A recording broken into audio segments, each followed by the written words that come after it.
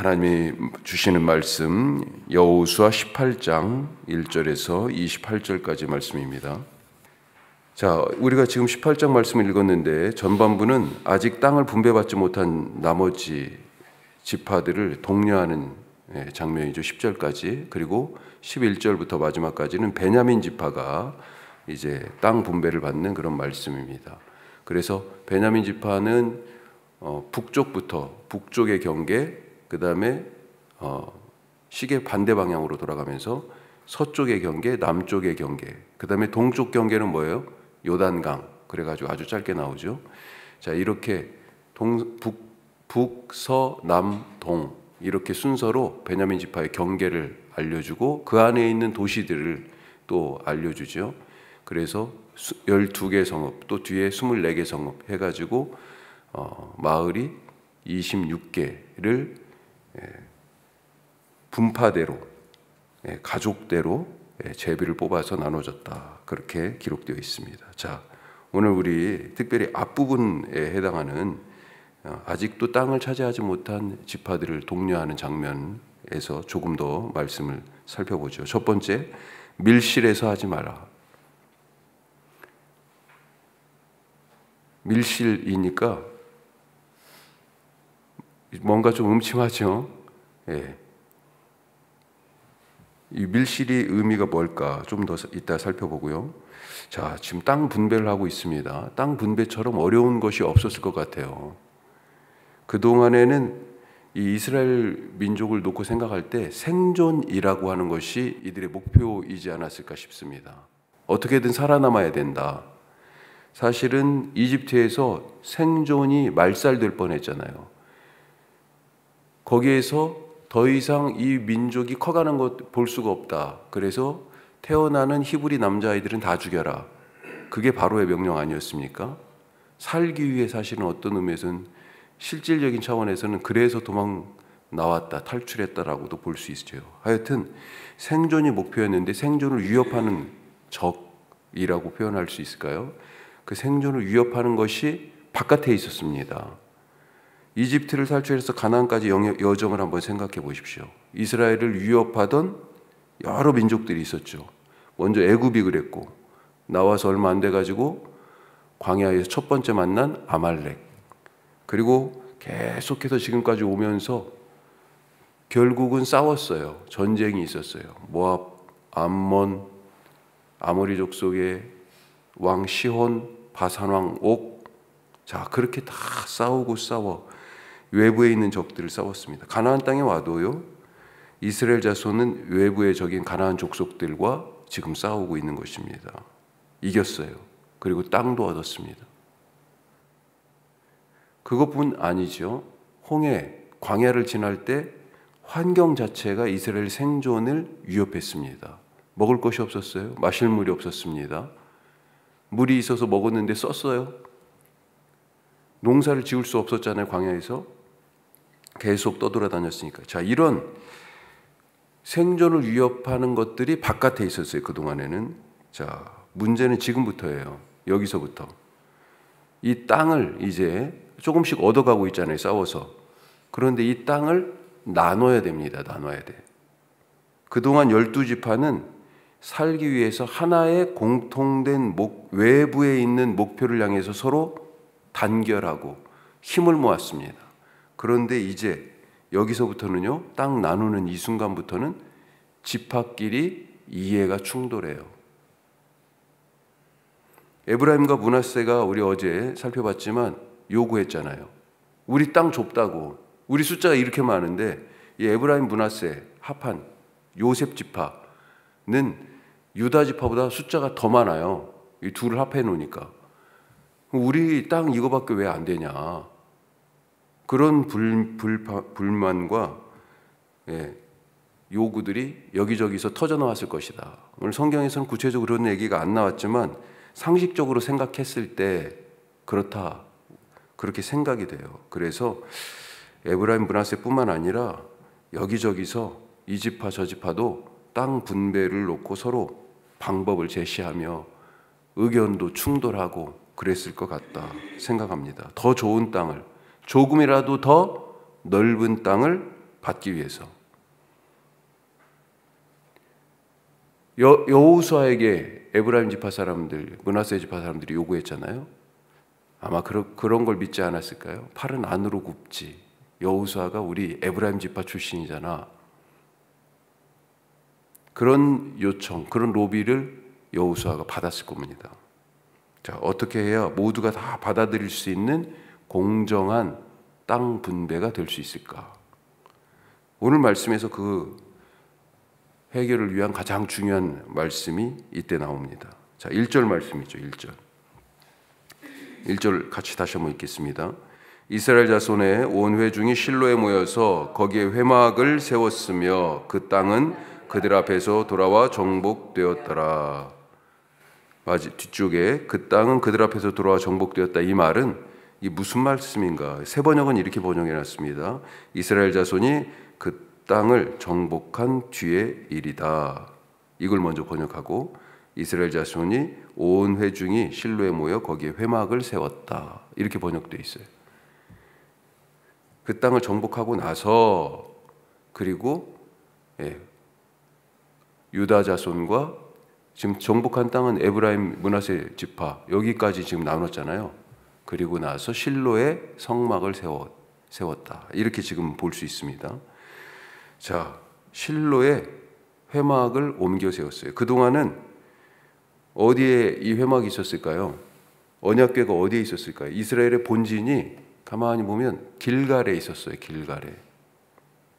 거기에서 요단강을 건넌 다음에 기념비를 딱 12지파에 12돌 기념비 세우고 아직도 거기에 있었을 가능성이 훨씬 높아요. 자, 그런데 이 언약궤를 지금 옮겨왔다. 그리고 성막을, 회막을 여기 실로에 세웠습니다. 실로가 어디냐? 베델과 세겜은 사마리아 가까운 쪽이고 베델은 예루살렘 가까운 쪽이다. 이렇게 생각하시면 쉽게 되겠어요. 그 사이에 있습니다. 실로가 에브라임 지파 땅 안에 있어요. 자, 그러니까 예루살렘 북쪽으로 베델이 있는데 그 베델에서 더 북쪽으로 올라간 세겜 쪽으로 거기에 실로가 있다. 앞으로 다윗이 예루살렘으로 이 언약궤를 나중에 옮겨갈 그때까지 한 300~400년간 이스라엘 민족을 위한 국가 성소가 바로 여기 이 실로 회막이 되겠다. 그렇게 보여집니다. 자, 왜 실로로 성소로 옮겼을까요? 그리고 왜 회중들을 다 불러 모았을까요? 땅 분배 때문입니다. 6절, 8절 뒷부분을 보면 10절 말씀을 봐도 그렇고요. 반복해서 나오는 말씀이 뭐예요? 실로의 여호와 앞에서 제비를 뽑자. 그렇게 얘기하고 있습니다. 여호와 앞에서 제비를, 온 회중들을 다 불러 모아놓고 이 회막 앞에서 제비를 뽑자고 하는 말씀이 반복됩니다. 이것은 뭘 나타내요? 땅은 땅 주인이신 하나님이 땅 주인이시다라고 하는 거, 이걸 하나 나타내고, 또 한 가지는요, 제비를 뽑아 분배하는 방식을 제시하지 않습니까? 땅 분배가 힘센 지파의 압력이나 숫자가 많은 그런 지파의 그런 유력한 자들의 로비나 그런 관계들 때문에 은밀하게 밀실에서 진행되지 않고 하나님이 주시는 선물로, 하나님이 주시는 땅 주인이 주시는 은혜로 받는 것이다 라고 하는 것을 나타내 보여주는 것이죠. 교회 일이 이래야 되지 않겠습니까? 아직도 교회 일꾼을 세우는데 사람들에게서 표를 사려는 그런 시도들을 하고 있어요. 교단마다 선거할 때 그 선거 가지고 후유증이 아직도 어마어마합니다. 교단이 거의 쪼개질 지경이에요. 서로 간에 그걸 가지고 소송을 하고, 얼마나 이런 것들이 부끄럽습니까? 겨우 1년 총회장 하는 거예요. 뭐 교단에 따라서 감리교 같은 경우는 그 기간이 좀 길어요. 자, 하여튼 뭐예요? 하나님의 뜻을 왜곡하려는 시도 아니겠습니까? 사람 숫자로 하나님의 뜻을 대변하려고 이게 하나님의 뜻이야 라고 표를 사서 하나님의 뜻을, 자기의 뜻을 하나님의 뜻으로 둔갑시키는 그런 일을 하려고 하는 거죠. 밀실에서 하지 않는다라고 하는 것은 내가 결과를 이끌어오지 않고 하나님의 인도하심에 따른다라고 하는 그런 신앙의 표현이고 고백이다. 자, 두 번째로 지체하지 말라 그랬습니다. 지체하지 말라. 아직 7지파가 땅 분배를 받지 못했습니다. 지금 그것에 대해서 여호수아가 일갈하고 있어요. 자, 3절 뒷부분 말씀을 보면 여호와께서 너희에게 주신 땅을 점령하러 가기를, 자, 끝에 뭐라고 돼 있어요?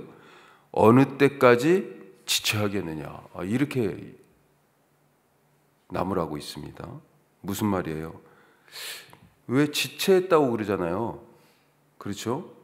그동안 싸우러 가지 않았다, 이런 말처럼 들리지 않습니까?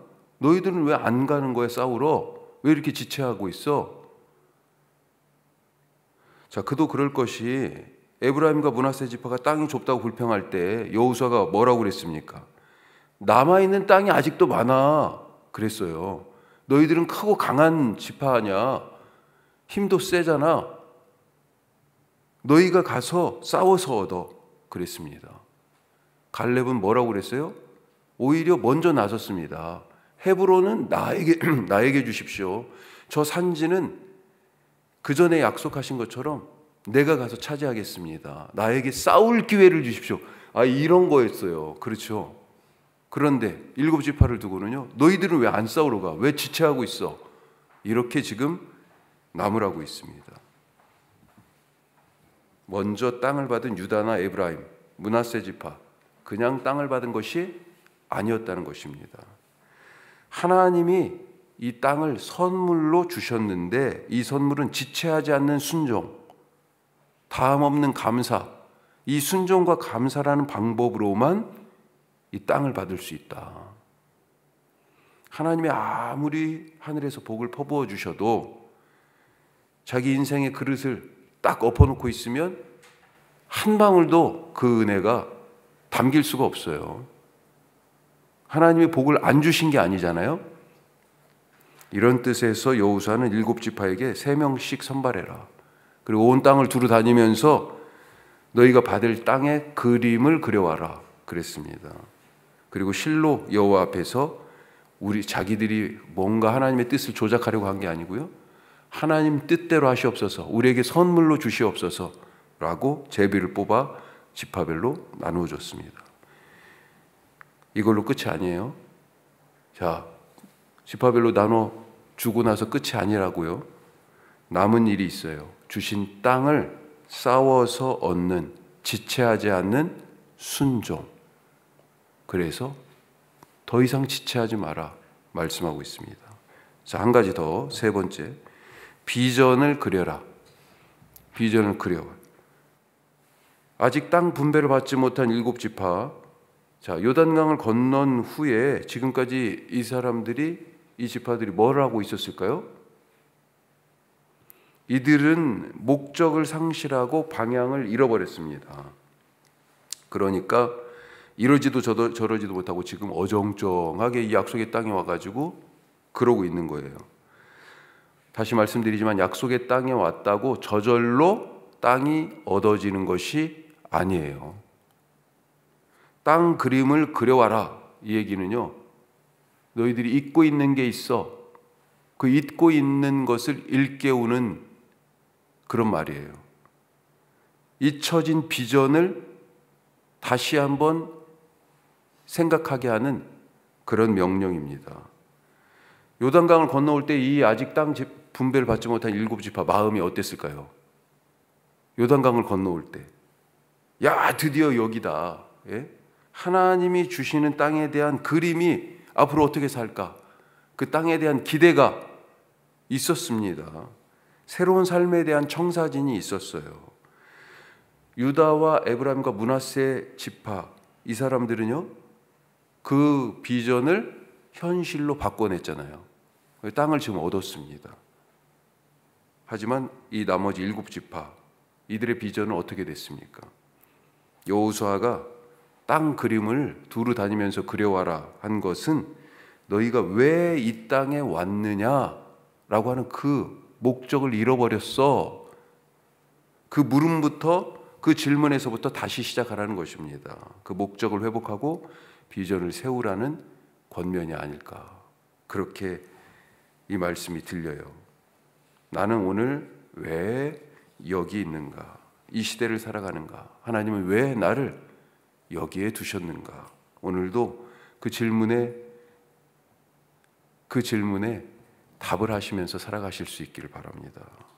우리에게는 하나님이 주신 땅이 있습니다. 그 땅에 대한 그림 혹시 잃어버린 것 아닙니까? 오늘 그 그림을 다시 그리시고 하나님과 함께 올라가시길 바랍니다. 하나님이 약속하시잖아요. 내가 같이 갈게. 내가 싸워서 줄게. 하나님이 말씀하시잖아요. 지체하지 않는 순종으로 비전을 현실로 바꾸는 복된 삶이 되시기를 축복합니다. 기도하겠습니다. 오늘 3가지 말씀 나눴습니다. 밀실에서 하지 말라.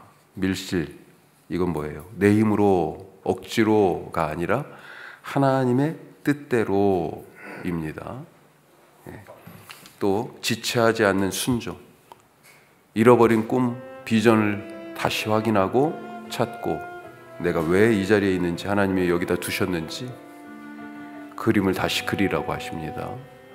오늘 이 말씀 기억하면서 주님께서 내게 주신 땅이 있는 줄 믿습니다. 두루 다니며 다시 그림을 그리고 또 지체하지 않는 순종으로 두려움을 이기고 싸우러 가겠습니다.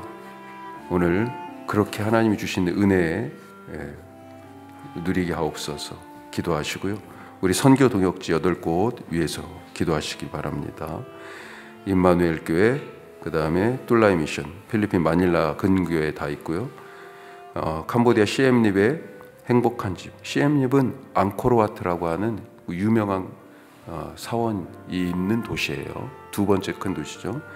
행복한 집, 우리 청소년들, 그리고 안동 고천교회, 희망의 친구들, 여명학교, 석식당, 샘물결 플러스 위에서 우리 같이 기도하고요. 그리고 수요 말씀마당 오늘 다시 시작됩니다.